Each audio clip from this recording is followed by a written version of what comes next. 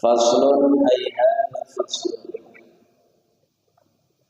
wa yalzamu fil mayyiti arba'atu asya'a,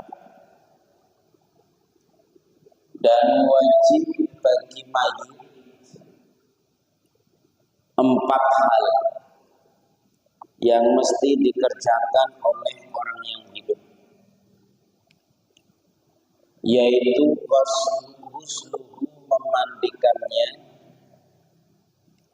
wa takfinuhu, dan mengkafaninya, wassalatu alaihi, dan menyolatinya, wa dafnuhu, dan menguburkannya. Ya kan? Itu kan kemarin soal larangan pakai emas sudah kan? Ya, benar kan? Baik, kita akan membahas terkait bagaimana mengurus mayit. Ini saya ambilkan dari materi yang biasa saya bawa kalau membimbing pengurusan jenazah. Ada sekitar berapa halaman ini? 15 halaman. Mungkin bisa dibuat sekitar 6-7 pertemuan. Deal? Oke. Nanti kita praktek. Ya bagaimanapun caranya lah. Praktek memandikan, mengkafani, menyolati, dan menguburkan mayit. Ya. Pertama yang perlu dipahami bahwa mengurus mayit itu kewajiban bagi yang hidup, yaitu hukumnya fardu kifayah. Fardu kifayah itu artinya kalau sebagian ada yang ngurus, berarti gugur kewajiban yang lain. Nah, ini kadang dientengkan. Karena sudah ada yang ngurus, ya sudah, berarti saya nggak usah. Padahal fardu kifayah itu secara kalkulasi gampangnya begini. Ketika ada orang meninggal, misalnya di Ciberem ini ada 2.000 orang,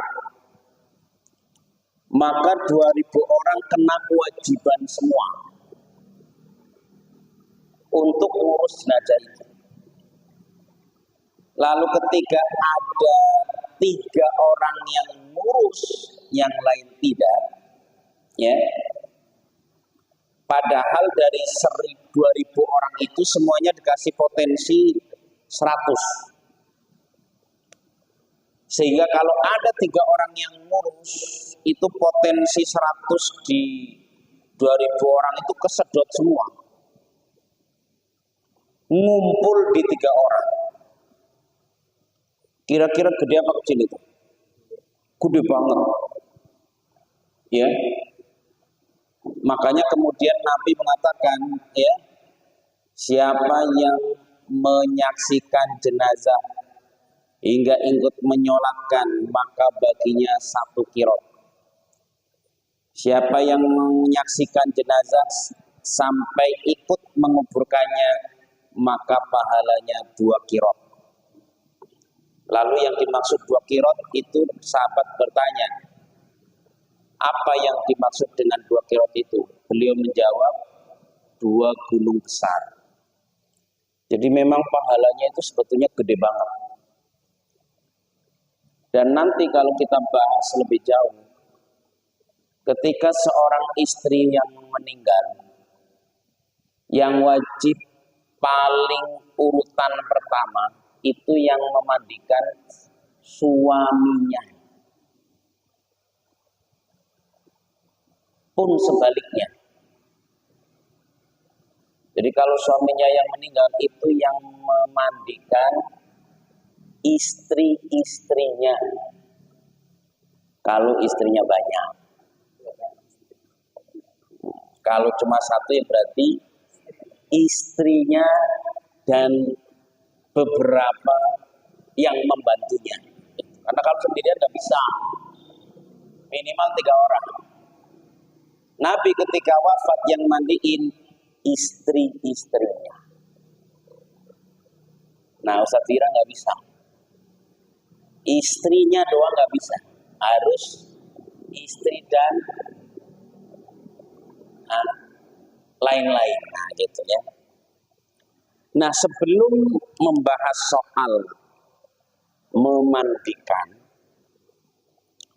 ini yang perlu kita lakukan sebelum orang itu meninggal.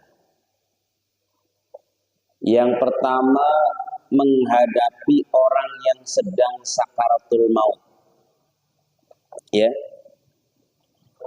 Di dalam beberapa sumber ahli kematian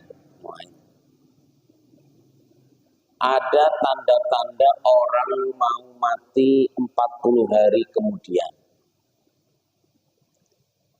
Di antaranya orang itu tidak bisa melihat bayangannya sendiri. Besok dicek ya. Ini serius ini. Ini bercanda tapi serius ini, beneran ini ya. Jadi kalau Bapak nggak bisa melihat bayangan sendiri, padahal bayangannya ada, itu 40 hari insya Allah itu sudah wayahnya. Atau tidak bisa melihat bayangan di matanya orang. Kita hadap-hadapan begini, kan kita ada tuh, visual kita ada di mata dia. Pas kita lihat nggak ada. Itu disebutkan paling tidak 40 hari mau mati. Berikutnya, kayaknya saya pernah nyampeinnya. Tanda lain adalah kalau Bapak menutup telinga pakai tangan, tidak terdengar gemuruh ombak lautan. Coba tutup telinga masing-masing. Masih terdengar gemuruh apa tidak? Oh, masih. Ya berarti masih 50 hari. Masih lumayan. Masih lumayan itu. 40 hari. Ya. Atau yang berikutnya, ini menurut ini ya, para praktisi kematian. Ya. Jadi kalau melihat jari di depan begini, itu jarinya putus. Kalau masih lengkap berarti aman. Ya. Paling tidak bukan 40 hari lagi. Ya. Atau disebutkan ini secara medisnya ya, tinjanya bukan lagi kuning tapi agak keputih-putihan. Besok pagi dilihat ya. Masih kuning ya. Jangan disiram dulu. Ya. Jangan disiram dulu, abadikan itu, lihat. Kalau bisa dipoto, bandingkan dengan punya orang. Ya, jaga-jaga Pak. Jadi ada sebuah lembaga itu khusus mendampingi orang yang mati. Jadi biar matinya istilahnya kalau kita menyebut husnul khotimah. Karena kalau orang sudah tahu 40 hari mau mati, itu memang kudu tobatan nasuha benar. Kalau tanda-tanda tadi itu ada, ya coba kalau Bapak dikasih tahu, aduh Pak, kayaknya tinggal 20 hari lagi, ya, kira-kira gimana ya Pak? Sholatnya rajin apa enggak itu? Sholatnya rajin, tapi mangannya nggak enak kayaknya. Makanya ada cerita itu di kitab, ditulis di Fawaidul Mukhtar juga. Ada seorang ini raja itu apa mengeluhkan istrinya nggak hamil-hamil. Sudah berobat ke sana, berobat ke sini, ternyata tabib manapun nggak bisa menyembuhkan. Akhirnya disebut ada satu tabib yang sakti mandraguna, hebat, top. Undang saja dia, Paduka Raja. Oke, undang, diundanglah, dicek, ya, permaisurinya dicek itu. Khusus nggak boleh ada yang menyaksikan cara ngeceknya. Pas dicek kesimpulannya ternyata mengejutkan. Setelah permaisuri saya tes segalanya, ya, ternyata 40 hari lagi permaisuri akan mati. Tolong siapkan semua untuk kematiannya. Wow. Ya, ini udah vonis tabib ini. Akhirnya ya, raja karena ini tabib paling top ya, ya percaya aja itu. Lebih-lebih permaisurinya 40 hari mau mati coba, ya kan?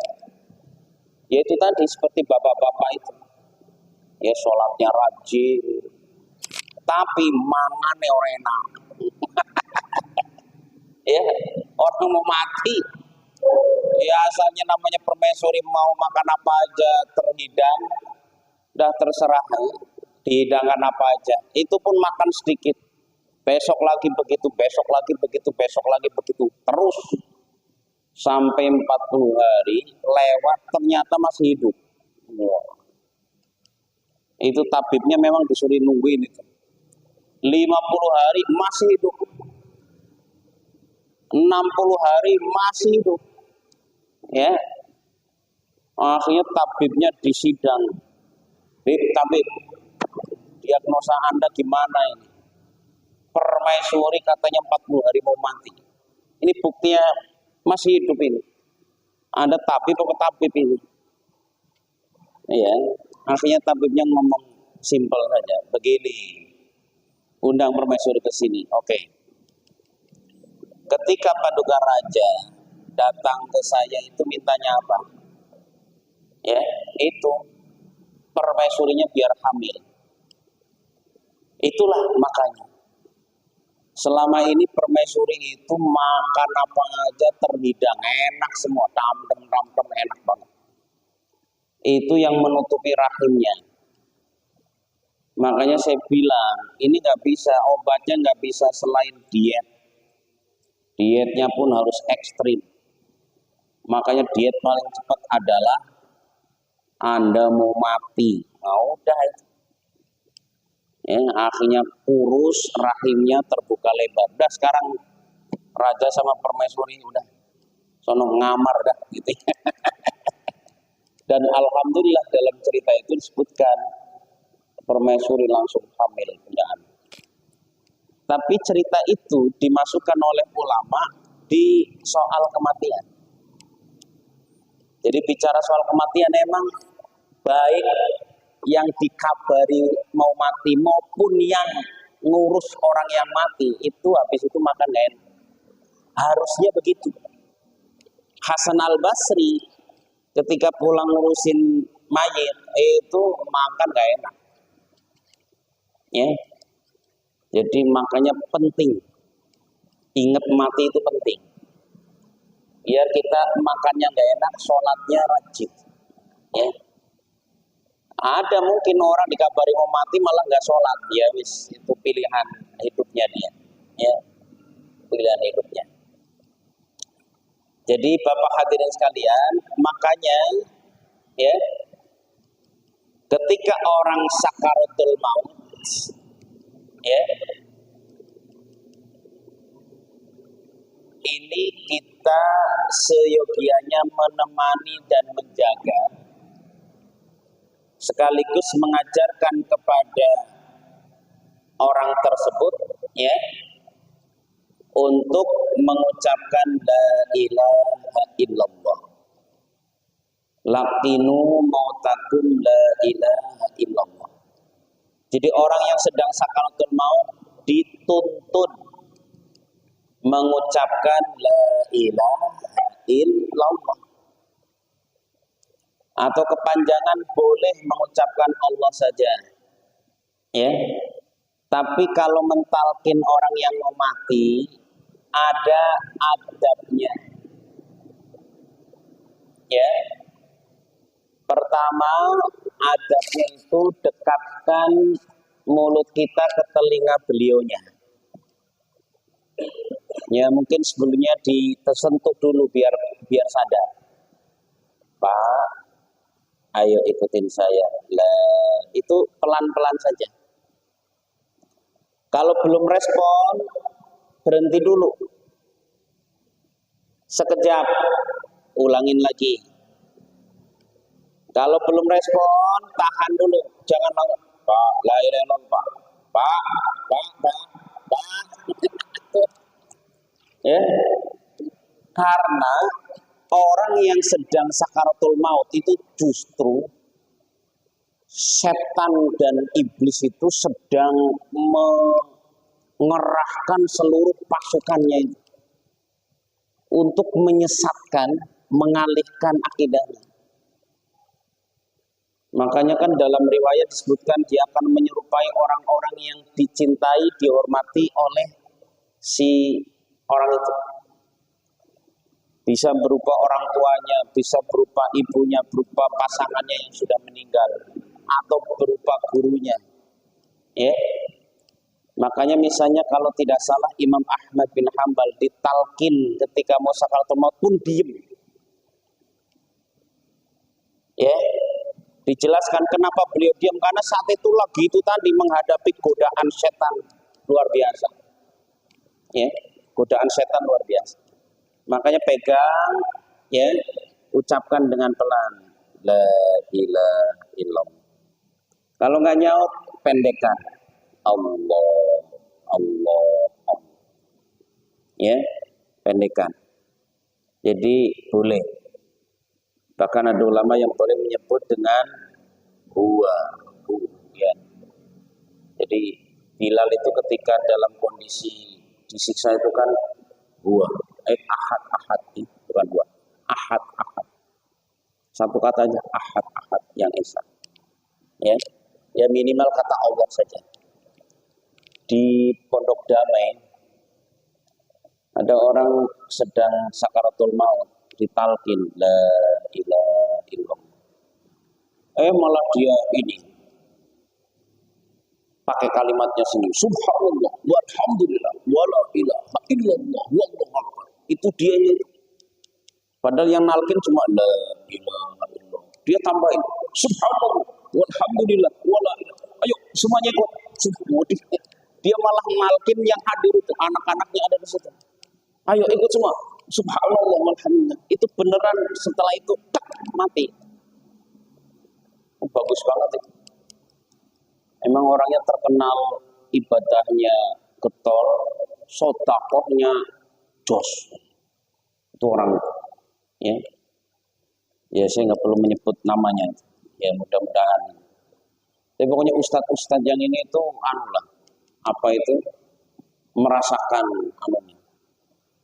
Betapa senang sodakohnya. Itu ditalkin malah nalkin. Ngeri nggak tuh? Ditalkin malah nalkin yang hidup, ya. Dituntun malah nuntun. Nah itu. Ya itulah.